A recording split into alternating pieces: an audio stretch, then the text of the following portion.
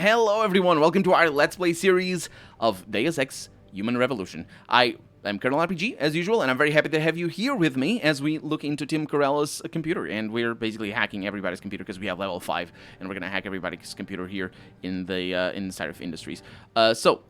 Tim Corella wrote, I'm out, B. I don't know if Malik suspects me, but which is the investigation that we're doing right now for neuropazine, but I just can't take the risk. I'm not stealing any more vials of neuropazine for you. Yeah, good on you for writing this on company computer. How does this not... How... on a company, like, this would, like, Malik would have access to these emails. Right? Because emails are just plain text in a server. Well, they're not plain text in a server. Are they? How are they stored? They're encrypted, but you have like an encryption key, so you can't access them with a just file or a file manager, but you can encrypt them for sure. Anyway, it's like Outlook encrypts emails. Like you just open Outlook and you read the emails, but if you access the files themselves by themselves, you can't read the emails. You need the encryption key that Outlook also stores. But anyway, I'm talking Outlook because it's probably more better known than Thunderbird. But anyway, don't say that, man. I promised the client neuropazine, and I gotta make good, which means you gotta make good. Or did you conveniently forget about that little piece of added security I grabbed before Dickwad fired me? You don't deliver the rest of the vials, as we discussed, and Mr. Serif's gonna be watching some pretty incriminating digital images tonight. This is the guy. Is Tim Corella the one that went to our office? Maybe.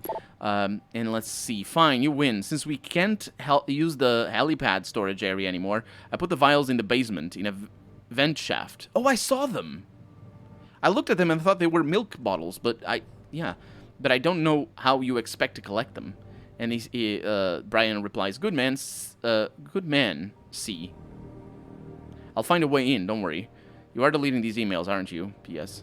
He's not even reading them. So that is incriminating evidence. But also I need to go down to the shaft. That sounds... You know what I mean. I need to go down there. Yeah. Anyway, we're gonna do all things. So, some upward triangles with a ball on top, and some downward triangles with a ball on top. I don't know which one is which, because I am a silly person that doesn't go outside. Ooh. Money, thank you very much. I don't need this. No, maybe? No, this is just... No, yeah, we're good here. And this is another one that we have hacked already. What is that? It's like a little... Yeah, there's a little thing over there. It's a bug, basically. Did I miss these credit chips before? Probably did. How can I do such things? Terrible adventurer. Okay, so maybe the security is gonna be mad at me for doing this. That's why I just saved. They're not mad. It'd be fun if we trigger the alarm and they're like, "Oh, Mr. Jensen, sure, you do the thing." Access granted. I'd be like, "I'm just testing the alarms. Don't worry about it." And we have more chocolates. Are we not gonna have anything in here that is good apart from chocolates? It's not chocolates either, but I'll say chocolates forever.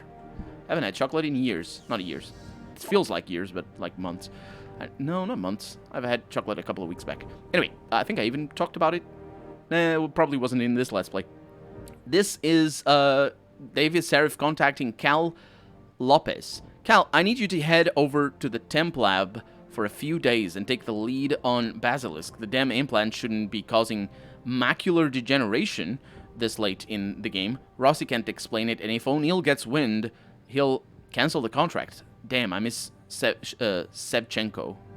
I don't remember who Sevchenko was, but probably one of the people who died in the attack. Opera tickets. Kyle, your wife's an opera fan, right? My friend, quote-unquote, at Picus just sent over 2 tickets to Il Metamorfoso, and I ain't gonna use them. You want? This is from Lyle Rogers. I don't know what... I think that's just flavor stuff. Rather than, like, code for things or whatnot. So I went in there. Pritchard is still in there being a jerk. Like, he's written as a total jerk. like serious total jerk. Let's see. This is Lyle. Lyle, let me find out if your tickets are a code for something or not. So I want to go down there. I want to go everywhere, really. Oh, we got that one for free. And there it is. Good. Wait for that one. There we go. Mm-hmm. Access granted. A lot of money and a nuke. Hi. I'm very sorry. You don't mind, do you? What is everyone still doing here? What am I still doing here? Yeah, there's a lot of people talking about just this being a late night thing. I wonder if we're in the same night as the previously. So, Sarif Industries rising to tomorrow, the Sarif ethos. Here at Sarif Industries, we specialize in the design and manufacture of advanced neuro-augmentations and prosthetics for human implantation, and we strive to distinguish ourselves by working with clients to create progressive, forward-thinking... It's definitely not progressive, but I think we've read this one. Forward-thinking custom augmentations that answer specific challenges and needs. We're proud to maintain our creative independence in a rapidly shrinking and a highly competitive marketplace. It's shrinking. What? It's not. It's expanding. Because it's new.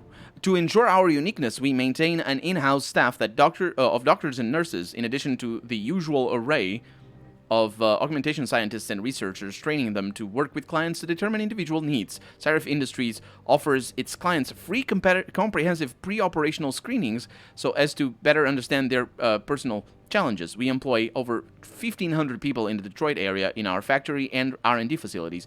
More than any other corporation in the augmentation industry, we work hard to promote and maintain our reputation as innovators and as a home for independence, excellence, and quality. That I feel like I wasted my time there reading that. What do we have over here? Hostage situation. This is from David Serif. What the fuck does Picus have against us? Ever since Taggart gave that damn speech in front of the UN, Kassan's taken every opportunity she has to slant this augmentation debate in his favor. We were the ones who were fucking attacked. We lost people. He didn't. That has got to earn us some sympathy. Get on the phone and work this, Lyle. Do what I fucking pay you to do, writes David. And then Gail Bergama over here writing to Lyle as well. Hey boss, Mr. Serif just stuck his head in. Looks like he's on the warpath. You might want to get back here ASAP. And are we still on for the movie Saturday night? Interesting, because the movies may have something to do with the opera thingy. From Gail, Assistant Director of Public Relations and Media, Sarif Industries. It's probably just in the same department, and they're fraternizing and whatnot. They're not like being part of any cabal or something, or selling secrets to Sarif, or not to Sarif, to Picus TV and whatnot. I told you Picus TV was going to play a role. The commentary of media relevance in public discourse is a little bit lost, and I don't believe the game is going to talk about that, which is a shame because it is a fundamental piece of analysis to everything in the world. But whatever, it's fine. Wow, got that one. Access granted. Don't get detected on these. Did the detection chances change because I increased my hackability? The tyranny of biology. That's take transcript of a seminar given by Hugh Darrow at the World Bioethics Summit in Tokyo, 8th of September 2011. The next study I'd like to share is one in which we analyze the security and privacy properties of an implantable cardioverter defibrillator. Introduced to the U.S. market in 2003, this model of ICD includes pacemaker technology and is designed to communicate wirelessly with a nearby external programmer in the 175 kilohertz frequency range, which is basically radio waves. After partially reverse engineering the ICD's communications protocol with an oscilloscope and a software radio, we implemented several software radio-based attacks that could compromise patient safety and privacy. Are you kidding me?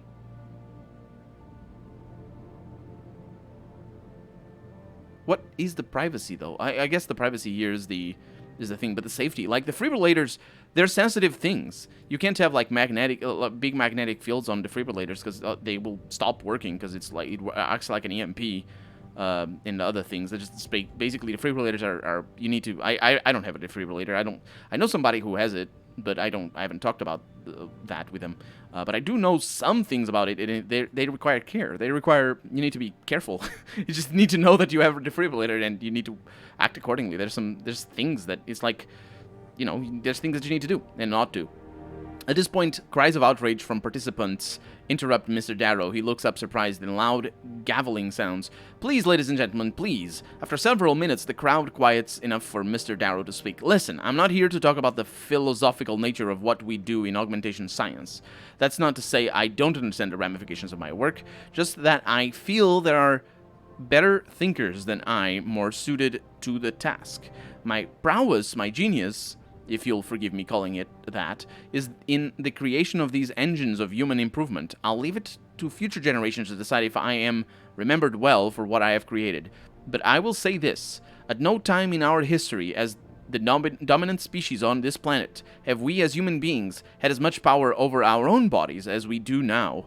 We are on the threshold of an age where the tyranny of biology can be defeated. That's where the title comes in.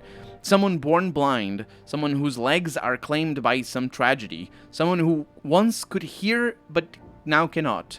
We can offer them, can offer hope to them. Nature no longer has the upper hand.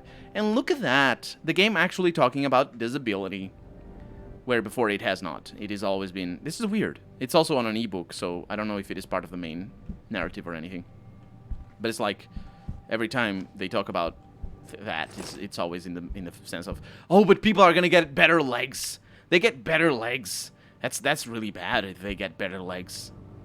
In the sense that, well, actually, what is the take of the game here in regards to the better legs? I think it has to do, like, mostly what we have heard is the people outside being like, well, but they have money for the better legs, so they're gonna, drive us out of business, us people who are poor. That has been that's basically what the game has sort of focused on. The purity first take is what I mean. Which is a fair enough thing. It's just, that's why the better leg should be free. Or there's many other ways of addressing this.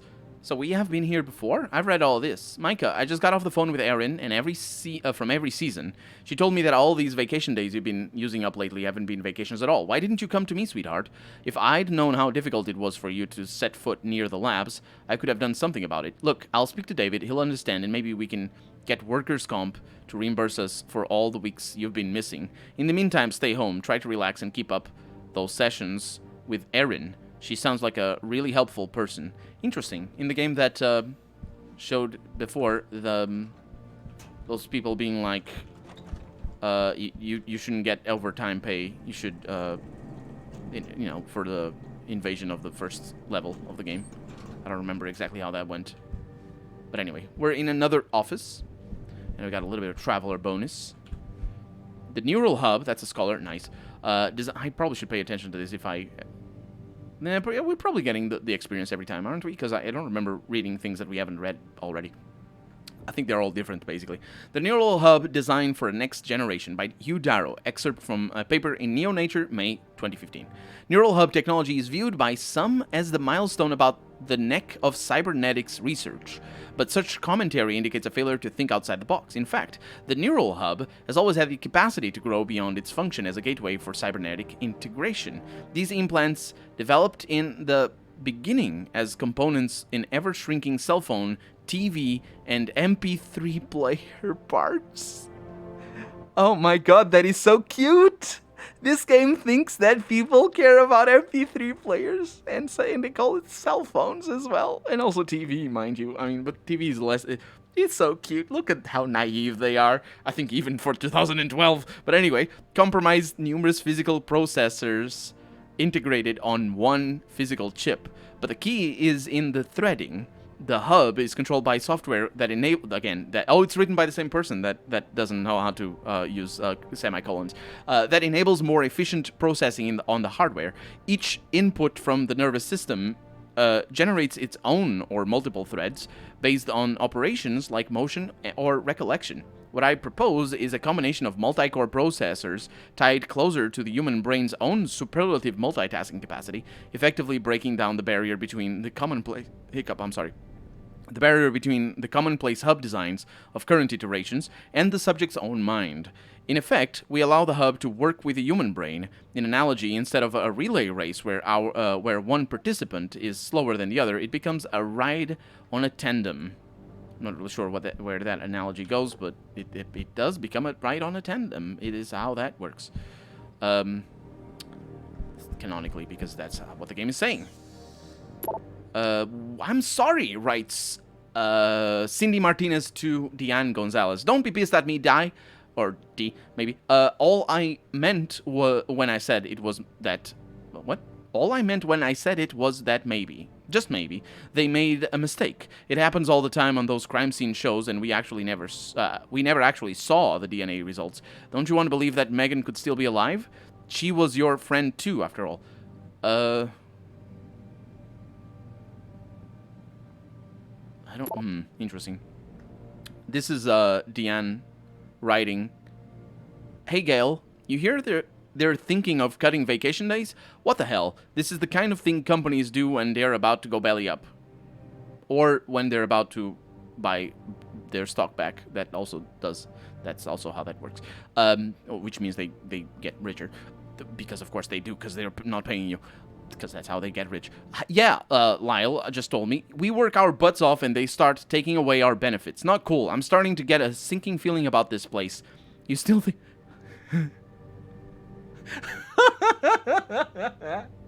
The game is really pushing that. The game is pushing that. The game is pushing the notion that the companies that cut worker benefits are the companies that are about to go belly up. Oh my god. Oh my god. I mean, anyway, just why, like, what in the freaking hell? How do people have this notion of how they, like maybe you've never. Anyway, I don't understand. That's kind of the opposite, actually. It's kind of the opposite. It's the companies that are starting to punish the especially stock traded companies. It's kind of the opposite, especially in this area of the development of the game in 2012. In 2020, it's a little bit all over the place because, you know, stock markets are completely detached from the actual economy. It's all a big mess. And who knows how it's going to be in the future. And this game is 2028 or something, so it's whatever. But still, this is supposed to be a dystopia, so it's like... No. No. Read the market. Understand how the economy works. God damn it. You're supposed to make a critique. It's not a critique even. It's like you're supposed to write something that anyway, you still up for a happy hour downtown if we can get away at a decent hour.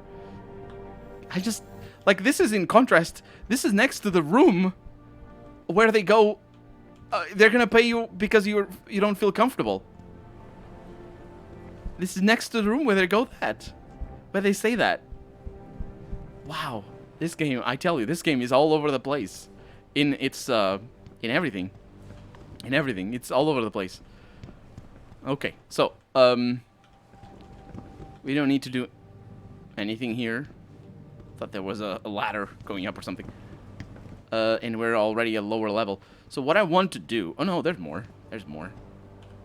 So we need to go around this whole level. Oh, we have... this is Frida's office, most likely.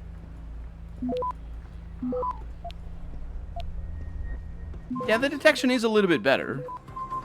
Access granted. I think it improved a little bit.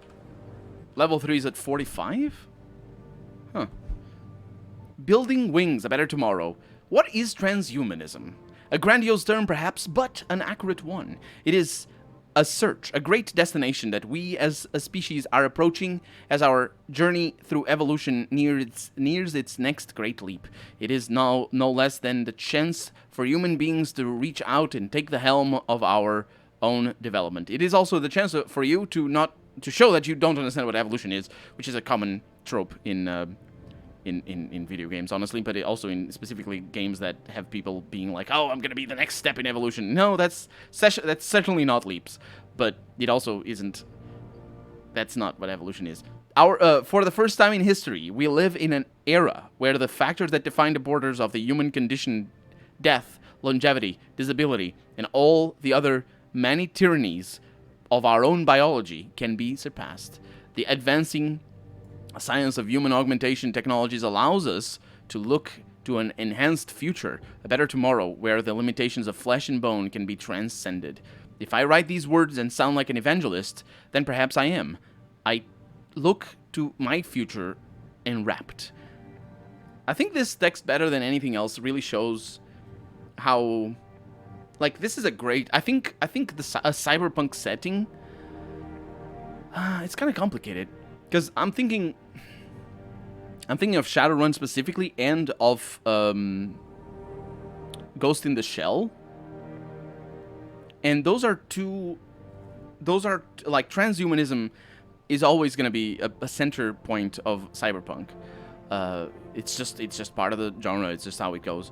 But this, I think the emergence of transhumanism as an issue in a setting as like a cyberpunk setting where you have great disparities of wealth. You have extreme controls of corporations. You have near slave, an actual slave level of labor exploitation and stuff like that. In certain settings, you have like full-on wars, and just. Well, Shadowrun has a little bit more of that than perhaps Ghost in the Shell in this game have. This game is definitely more oriented towards the conspiracy theory side of things, but it's just how it goes. Or this I say this game, but I mean this franchise in particular. But I think it's a really great thing to discuss the need to transcend one's biology right next to all the implications of a cyberpunk style setting where you have great disparity of poverty and riches and the controls of corporations and all that sort of stuff, because this sort of question is always going to be a question that is only going to be allowed to certain people, because the vast majority of the population in a cyberpunk setting is always going to be concerned more with the fact that they don't have food to eat. And that maybe in this case here they don't have neuropozyne for whatever, or they don't have food to eat. There's a lot of that, and they don't have a job, and they don't have security, and they're basically stuck in a world that is only here to suck them dry and throw them away. They're not concerned about longevity and death and seeing again. I mean, I'm sure seeing again is an interesting idea, but for anybody that, maybe for anybody that doesn't see, but I'm not one to say. The thing is, this is a hope for the rich in a setting like this, and it's interesting to think about that. I think because everybody else is just like, I don't have food. Or I don't we saw that. We see that in this setting, in this game. I mean, and of course, it's one of the main themes right away from the beginning. Like Serif Industries coming to Chicago, a city devastated by economic recession, and just adding a lot of inputting a lot of money into the local economy. Which is not the case, as we saw. They only have 1,500 employees, and Chicago is a city of 500,000. And besides, it's only high-paid employees, so it's like, yeah, they're not. They're here to exploit really more. It's basically the same thing that created the recession in the first place. But anyway, I digress. This is Friday indeed. Hey, Fly Girl, I'm serious about hitting J3 next month. Think about it. Thanksgiving in the desert. Hanging out after we nail the fortress. Natural selection, baby. You bring the glow sticks this time. You in? And the helipad code over there. Thank you. Oh, wait. Hi, Pritchard. Didn't you fire Brian Tyndall a few weeks ago? I could have sworn I saw him coming out of the helipad storage area the other night. Far as I could tell, nothing was missing, but I think you should change the room's access code to be just to be safe. Thank you, Malik, writes Pritchard. I'll be sure to have a look down there, or myself. In the meantime, I have changed the code. It's 8053 now. Might I suggest you delete this email as soon as you read it? Yeah. The game is funny. The game is funny with its email deletion things. You have a 4 code thing. I could just brute force all of these. Especially if I had a mechanical hand. And also I can just hack them. No, nobody's being upset at me. She's upset at her employer. Good. Maybe.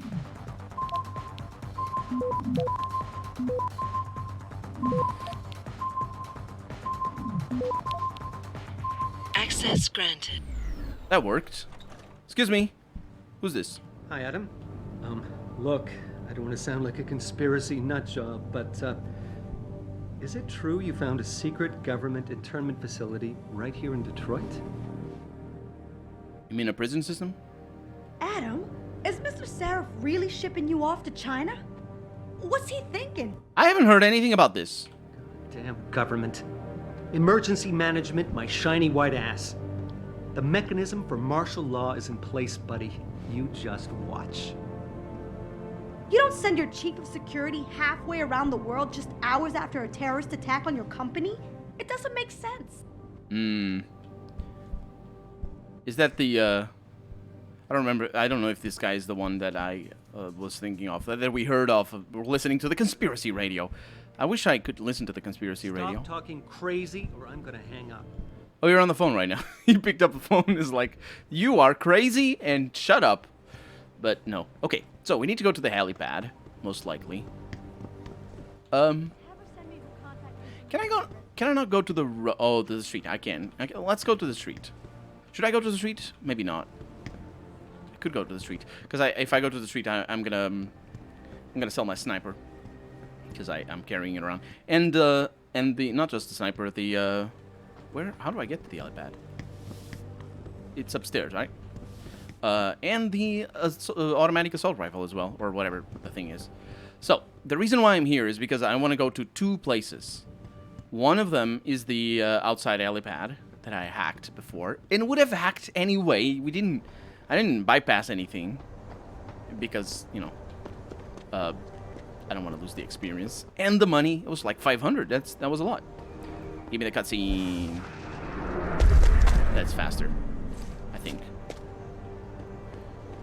And now let's see if anything happens. Oh, I didn't know that happened. I've been missing stun gun darts. You can take the stun guns and get the dart in them. I don't think we're gonna find anything in here because they said they changed their drop zone. But it's good that we went in there because now I have another stun dart. Let's actually see how our ammo is looking up. We have 12. Oh, I can't change my ammo. That's curious. Yeah, but we have 12 security stun darts. Hey, Adam, did you hear? Someone stirred up a hornet's nest in gang territory. Derelict Road. The DRBs are raging. Apparently they're looking for some augmented nut who was in their territory. Guy's got a death wish. Yeah. He does. Oh, this is how they get. Oh, is it? Yeah, this is definitely how we got down there. No, I saw the neuropazine bottles. Or something. You see that? That's not what I saw. But it might be... Yeah, this is what I saw. Versalife. Neuropazine, 12%. But nothing happens there. So there we go. We have solved the problem. Except, now I need to figure out how to talk to Richard about it. But, for right now, I'm Colonel RPG, and this has been Deus Ex Human Revolution. I really hope you've enjoyed it. And if you did, go ahead and leave a comment. Like the video if you want to see the next episode come out sooner rather than later. But above all, thank you so much for watching, and I hope I'll see you next episode. Bye-bye.